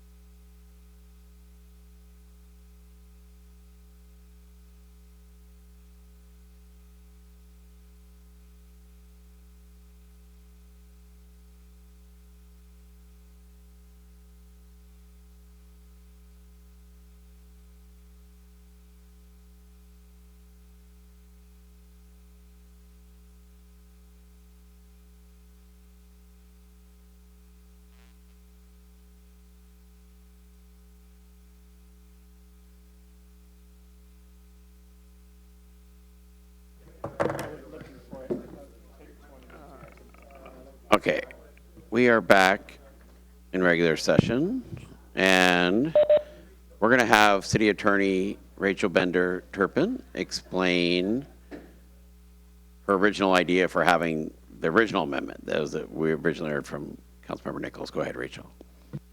Thank you, Mayor. So when I was drafting this original language, I was looking at how this agreement was written and noticing that the term was through 2030. And I've been involved in some of the negotiations here with the Historical Society on this agreement. And the reason for this lengthier date, for this longer term here, is that this is kind of a process to get the trolley up and running. It's going to be a big investment of not just time, but of not just money, but time. And it's going to take a little while. And in order to, really make it beneficial, they do need some time to see it in operation too, and get it working. So I wanted to draft something that would allow for that sort of intention of the parties that we're giving this assurance to the historical museum that we're not going to just take away this agreement, so that they're not just investing all of this into a trolley operation just for it to come to a halt at the end of this year, but at the same time rectifying an issue with the agreement that Councilmember Nichols identified, which is that it doesn't make sense that we wouldn't be able to terminate the track use agreement if the lease were no longer in effect. If the lease is no longer in effect, the lease is what gives the museum the authority to store the trolley on city property. If they no longer have authority to store the track on city property, but we have this track use agreement still in effect, that just creates an awkward situation legally where they still have the rights to the tracks, but no trolley to operate on them, which just doesn't make any sense. So it makes sense, I think, for all parties would agree that in the event we terminate the museum agreement for some reason, that this agreement would also go away with it. That said, I think that they are separate standalone agreements, and I think that the intention here was to give some extra time for the historical museum to get the trolley operational, of course, provided that the museum lease continues in that interim period. Does that make sense? Yeah, thank you very much. I think the kind of lesson we've learned here is Rachel's original agreement for the 5-year track use agreement was intentional in negotiating with the Issaquah History Museums, and so it was there by design. And now the original amendment we did hear from Councilmember Nichols does kind of alleviate the other concerns of them being in conflict. But with that, I would call on Council President Martz. Thank you, Mr. Mayor. I move to amend the language in Section 8 of the track use agreement to provide that the city can terminate the track use agreement without cause if IHM lease terminates. Is there a second? Second. Okay, so there's been a motion and a second. Now we'll have Council President Martz discussion on this amendment. Never a dull moment in the city of Issaquah, ladies and gentlemen. So basically, in the last 10 minutes, we discovered that we had originally thought that the language of both of these potential amendments were comparable, but what we've really discovered is that the language that I just used, which is the same language that Councilmember Nichols used, is actually preferable from the applicant's standpoint and will make it easier for them to fundraise in the future. And I think that, I believe it's the sense of this body that we want to see the trolley successful. And so I think, given that, I think it's important that we use the language that best equips IHM in their efforts to make the trolley successful, which is why I made this motion and why I support this motion, this amendment. Thank you. Discussion? Councilmember Walsh. I'm trying to separate this from the Issaquah History Museum and just try and understand a situation where we would agree to let an organization use a significant portion of our right-of-way right next to an economic hub of the city for a 4.5 year period without proof that they can do so. Like, I agree with the concept of wanting to give them time, and there is no part of me that if the History Museum came back and said, hey, we ran into this problem and we need another year, I think that makes sense. And I hear the concept of, hey, they need assurances so that they can fundraise. That makes sense to me as well. But this is our city right-of-way, and this is not something where I could see a situation of just giving over control of an important area of the city for a 4.5 year period without, like, we wouldn't do it with an organization that hadn't proven their ability to do something with that. So I am still pretty hesitant with this idea of putting an agreement for 4.5 years in place. Councilmember Adair, do you have a functional microphone now? Oh, I see a red light. I do You're in now. business. So I'm just trying to also get some clarity, just since we had so much back and forth, and just getting it straight, since there are two kind of separate actions happening here.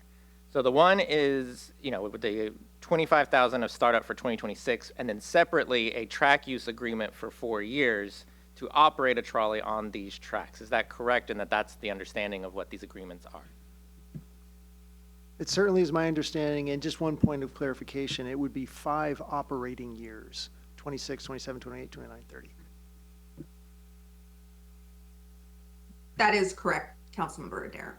Okay, so similarly, like, the question is, again, like saying, let's say the trolley gets back up and it does not work even after year 2 or 3, and the trolley is stopped, but the History Museum is obviously going to maintain everything and still be in that space, but basically we would still not have access to the track lines until after 2030 if we agree to it as is. Is that just the correct understanding? Rachel, they're all looking at you. You can't see, but.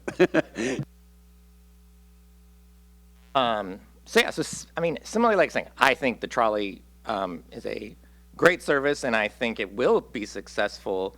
And I would honestly also want it to have more than 1 year to get successful. But I do have some hesitation about 5 years to the same points that Councilmember Walsh brought up of our track space, of giving away 5 years of that without some sort of way to negotiate that. Council President Martz. I just haven't heard in 17 years anyone suggest using that right away to do anything else with it. No one has come to us and said, we really want to do X, Y, Z, but we can't because you're saving it for the trolley. So I understand that we're now having a conversation of how much runway do we want to give the Issaquah Historical Museum. That's such a different conversation than any of us thought we were going to have walking in here this evening. But I know that they've operated the trolley before. They got into challenges because of things that didn't have to do with their successful operation of the trolley, had to do with minutia in insurance and things like that. So they have a demonstrated record of having been successful, and I haven't seen a clamoring for any other use for that property right now. So I think the risk of giving them this runway is low. Thank you. Any other discussion? Councilmember Nichols. I think we inherently have another chance to take a look at this because the operating agreement, I called it a lease before, but I'll try to get it right, for the other parcels ends in December. So, we have a statement that we should have a trolley operating this summer. I'm fully confident that will happen. And then I think it's all a non-issue at that point. Okay, so at this point, not seeing any other discussion, to Councilmember Adair's original question, we are voting right now on the amendment. We heard from Council President Martz. That amendment is amend the language in Section B of the track use agreement to add that the city can terminate the track use agreement without cause if the Historical Museum lease terminates. Would all those in favor please say aye? Aye. Aye. All those opposed, nay? Nay. Okay, so that passes 5-1. We are now on to the original as amended motion now, which is authorize the mayor to enter into and execute an amendment the existing lease and funding agreement with the Issaquah History Museum to provide an additional $25,000 for 2026 trolley startup and operations, and authorize a track use agreement governing IHM's use of the city-owned rail corridor and substantially the same as the attached agreement.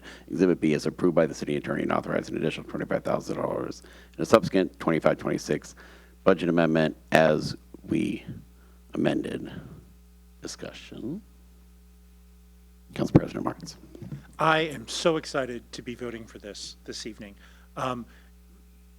Part of moving to Issaquah was having the incredible downtown that we have, the old town that we have, and the reconnection that our city has over the years with what we have been over the last 125 years. And the trolley is an integral part of that for me. Some of my happiest moments were taking the trolley back the last time that it ran, but I think it's really an essential element to who we are as a city, that, you know, we're not a suburb, we're a city, and we're small but mighty, and we have a mighty history, and tonight is a step towards reconnecting with that history. Thank you. Deputy President Chang. I'm very excited not only to vote for this today, but also to ride the trolley in early July. I don't know if there's going to be a pre-ride for elected officials like they just had with the Cross Lake connection, but I would be in support of that as well. I think, you know, Issaquah, I think we are very unique amongst, you know, all the East Side cities in that we really have an amazing, well-preserved, historic downtown. And I think the trolley is a critical piece of that. There's some naysayers out there who say there was never a trolley in Issaquah, blah, blah, blah. It is legitimately a historic vehicle. It looks great. It definitely has a historic vibe, and I think it adds a lot to Front Street. And so I'm very, very excited for this prospect, and it's been great to hear that, you know, there's a lot of volunteers who have been invested and have the expertise and experience who ran the trolley, you know, pre-COVID, who are going to be very committed to bringing it back. So look forward to riding it, hopefully with my nephew who's 1 year old, and he's a big train fan. Councilmember Adair. I'm going to echo the same points that I am very excited to see the trolley. You know, as a finance guy, you know, I've had questions, and I had, I do want, I am hopefully confident that should something go right, we have other options, just because I want to make sure, obviously, the city is smart with its money, but I also think this $25,000 is a small price to pay for something that is very iconic to Issaquah and important to, especially this summer season, to be up and running, and to what we will hopefully be drawing here. And I also don't want the trolley to die in any capacity, because I also, in the future, like I see a world where maybe there's a rail line and then people can walk from the rail line to the trolley and it takes them to downtown. And so I do want us to keep the effort for this going in ways possible, but obviously in smart ways, and being conservative and conscious for that. But I am very excited for it and think this is a worthwhile expense for us this year. We need build the damn train and build the damn trolley t-shirts. We need 2 sets of shirts. Councilmember Joe. Thank you, Mr. Mayor. Paul Winterstein, I'd like to thank you for all of your hard work and your dedication to our community, both on council and now as your role with the Historical Society. Eric Erickson, Barb Justice, those that came before us to put this trolley on its tracks and on the right way, we owe them a great debt as well. And I look forward to seeing it coming to fruition in July and traveling on it, for Halloween and for Christmas and for many, many years to come. I applaud you for all your hard work. This is just a beginning. The $25,000 is a start. I'm sorry we couldn't get it approved through the LTAC process that we just got done with a little while ago. But I'm glad we could find some funding through this tonight, and I'm happy to support it. Thank you. Councilmember Walsh. Thank you. So I have never really understood the use of a trolley that just goes that short distance. And so I was planning to come into tonight's meeting against the idea, and certainly I think we should be protective of right-of-way, which is separate from that concept. But I have to say, the number of emails that we got showing the level of support swayed me. And so I am going to be supporting this.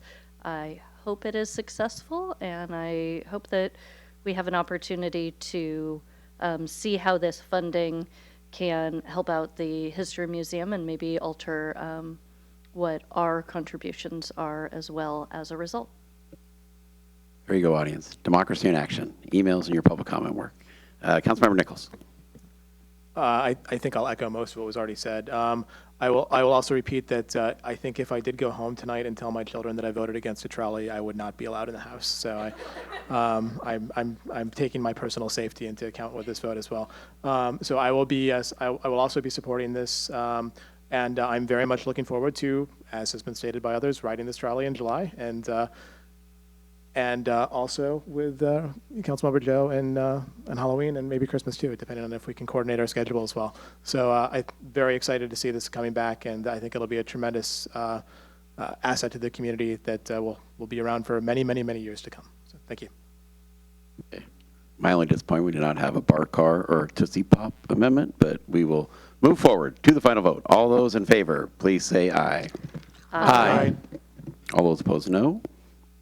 And the trolley passes unanimously. Thank you very much.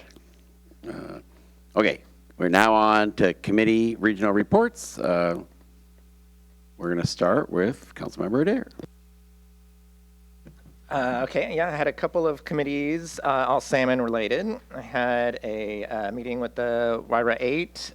There was basically kind of an updates on upcoming grant rounds, some recap of the legislative session, which didn't have a lot of great news. There was some reduced funding for regional fish enhancement groups, and shifting of climate action funds, and non-passage of the CPBDQ reduction, which is the chemical in tires that can be toxic, but our own Representative Zach Hall is supposed to be bringing it back next session. There was, presentations also on the various outreach programs, including our local fish, Friends of the Issaquah Salmon Hatchery, which highlighted their off-season science tables program, which allows them to bring conservation education to students and families with hands-on portable exhibits. And I saw their work, and I thought it was really great stuff.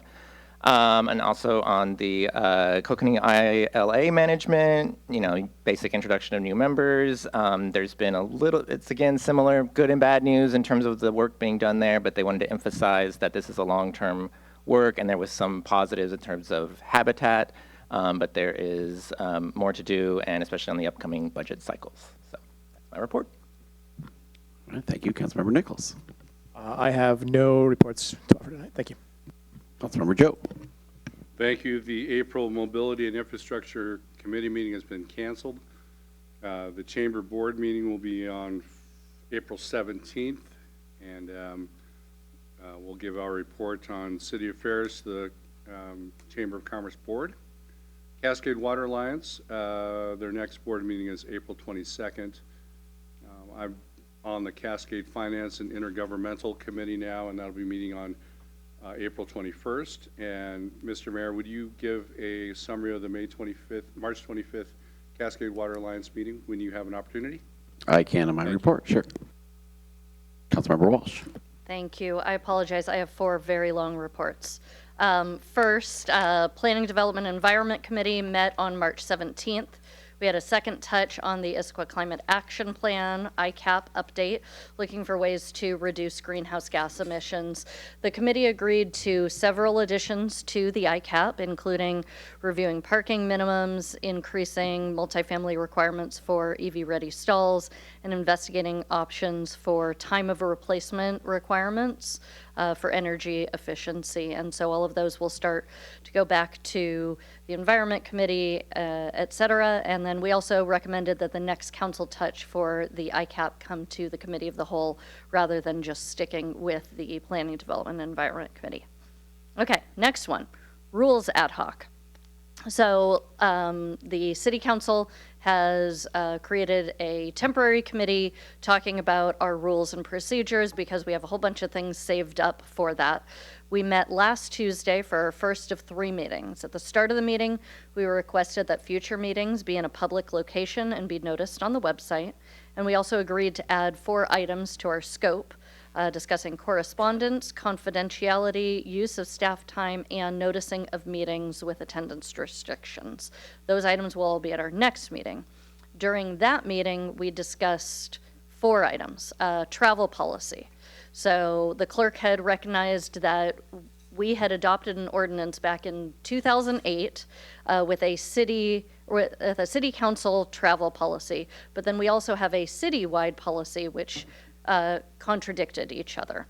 The committee agreed to repeal the 2008 ordinance and add to the city policy a requirement that elected official travel of city council travel of $500 or more requires approval by the city council at a good of the order. That was one. Second, audit committee. It was something that was kind of discussed and recommended. The committee ultimately supported designating 1 or 2 council members to participate in our audit meetings, which is really important from a fiduciary standpoint. And then while we discussed the possibility of creating a separate audit committee, we concluded that we already have tools for this, including taking financial matters to Services, Safety, and Parks or the Committee of the Whole, and so we encouraged the administration to use those options.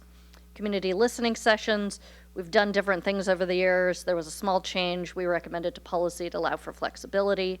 And then the big one was new business request process. So we started agreeing that there should probably be a shortcut process for adding new business items that require minimal staff involvement using announcements at good of the order. And then we discussed potential changes to the new business request process, noting that it's been used very infrequently. And so we're going to continue that conversation at the next meeting. Our next meeting is scheduled this Thursday at 6:30 p.m. at the Steelhead Room. We're going to discuss the social media policy, audience comments, seating, voting and abstentions, confidentiality, use of staff time, correspondence, special meeting agendas, and continuing the new business request conversation. So you've given us a lot to work. Third item, again, big. Eastside Fire and Rescue. So Eastside Fire and Rescue meets next Thursday, April 9th. The major agenda item is deeper education on our long-term financial options. So right now, Eastside Fire and Rescue, from a city standpoint, is just a line item in our general budget from our general fund. It is organized as an interlocal agreement, or ILA. One option then is to continue that, but it doesn't give us a lot of financial flexibility to deal with all of the rising costs. The second is we could consolidate into a single fire district, some benefits, some cons. We can create a new regional fire authority, or we can join an existing regional fire authority. The presentation looks at all of the opportunities and challenges for each option and really starts the conversation of doing some back-of-the-napkin calculations on what the impact would be for individual homeowners and property taxpayers if we utilize different financial tools such as a levy and a fire benefit charge. So after all of that is available, I'm going to share it out with council members. I would really encourage you to reach out with questions. I'm more than happy to meet with all of you because this is going to be a big item, and within the next few months, it is going to come back to the city council to say whether or not we agree to a planning committee to study one of those options. Last item. A Regional Coalition for Housing, ARCH, has started a council of electeds. And so on March 26th, I attended the first meeting. It's a limited pilot project with 4 meetings set this year. There were elected leaders from 12 other jurisdictions across King County that were there. It was really super powerful to just see the level of engagement in affordable housing across the region.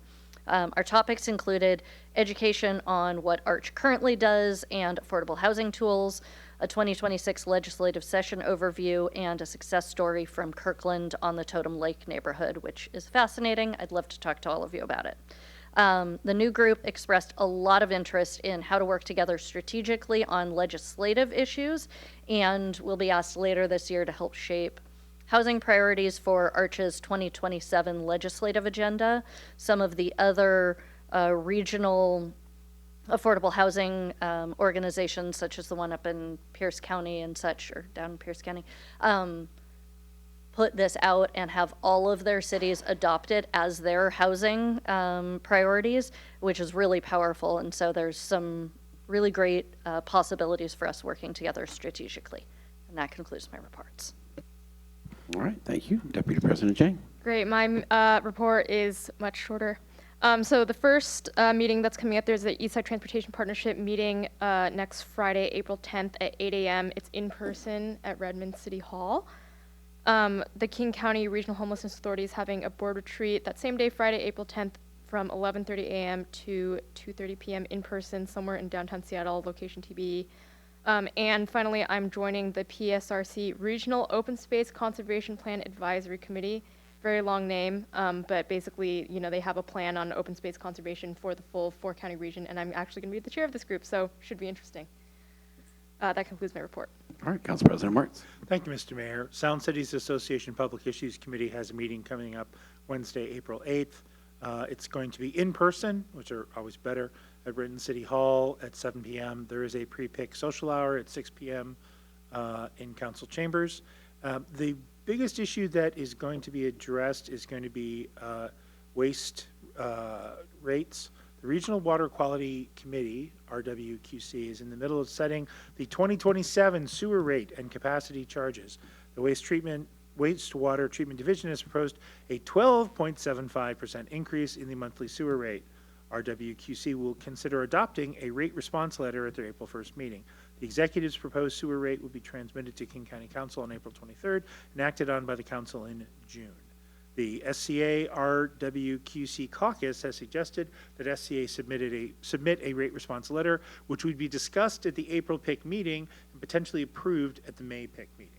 So I will have something at the April meeting that I will bring back to council to discuss and then would be acted upon in May. This is not an emergency action, so it's not a one and done the way they have been historically. However, if you wake up in the middle of the night and bolt upright in your bed and say, I have urgent communications for SCA PIC in regards to waste treatment rates, please get a hold of me. I will be happy to address your concerns prior to what we see at the PIC meeting on April 8th. This concludes my report. Okay, excellent. And for the mayor's report, is following up on Councilmember Joe's comments. The Cascade Water Alliance did meet last week on Wednesday. I think the big topic of discussion was the executive director role, and so it looks like the way it's shaping out, I think the most likely outcome right now is that the next meeting they will probably do a search, and so there's an interim executive director. I think there is a chance that person could retain the role, but I think that could be done through a search process where they're one of the people applying for the job. And in terms of the new committee that was formed, the Capital Supply Committee, I am on that committee, as Councilmember Joe is on the Finance Committee. We think those are the two most important committees as they try to build a $1.2 billion water pipe to Tacoma. For the second part of the mayor's report, 2026 boards and commissions was on tonight's consent calendar. That was Agenda Bill 9157. We have 113 members serving on our 13 different boards and commissions. We have 23 new members who have now joined that cohort. We also had 23 returning members, and to realize what a lucky community we are, we actually had more people apply than spots we had open. And so we do want to thank everyone who did apply. We really appreciate their volunteer efforts, and we want to thank those who were appointed because they have more volunteer time on the horizon. And in terms of the remaining ones, there is still recruitment for the Civil Service Commission and for the Issaquah Special Member of the King County Landmarks Commission. So Civil Service Commission doesn't sound super sexy. It is actually important for validating all of our collective bargaining agreement contracts. Next update is Puget Sound Energy grant for the community center. So we are awarded $700,000 from PSE to support critical energy upgrades at the Issaquah Community Center. Basically, we're replacing natural gas equipment with heat pumps, so we will have air conditioning in the community center coming up, and we'll use less electricity as well. And upcoming events, we have the Earth Month. April is Earth Month, celebrated by getting involved in events throughout the community. There are a variety of activities planned to help you learn, volunteer, and take action for our environment. Kick off the month with our annual Arbor Day event at Confluence Park this Saturday, April 4th. You can visit the city website for more information. We also have a Leave No Trace events in Issaquah. Leave No Trace is a nonprofit organization dedicated to protecting the outdoors through science-based education that encourages responsible recreation. So along with 11 other cities, we are one of the spotlighted cities. And once again, there will be, well, I think we're going to have events that include trivia night at Formula Brewing, a restoration event at Confluence Park. And once again, there are more details on the city website. And that concludes the mayor's report. Does anyone have anything for the good of the order? Looking around, not seeing it. I'd like to announce the following upcoming council meetings. Monday, April 6th is Committee of the Whole meeting. That agenda will involve the potential park bond renewal along with the facilities update. Tuesday, April 7th is a special council meeting to hear presentations from the city council vacancy applicants. Those applicants, I think, have until Thursday end of business, so that is April 2nd to apply, and then we will validate their Issaquah residents. Oh, Councilmember Nichols. So one quick good of the order announcement. Just want to call out and recognize that tomorrow, Tuesday, March 31st, is International Transgender Day of Visibility. I think it's a very important thing for everyone in our community to be aware of.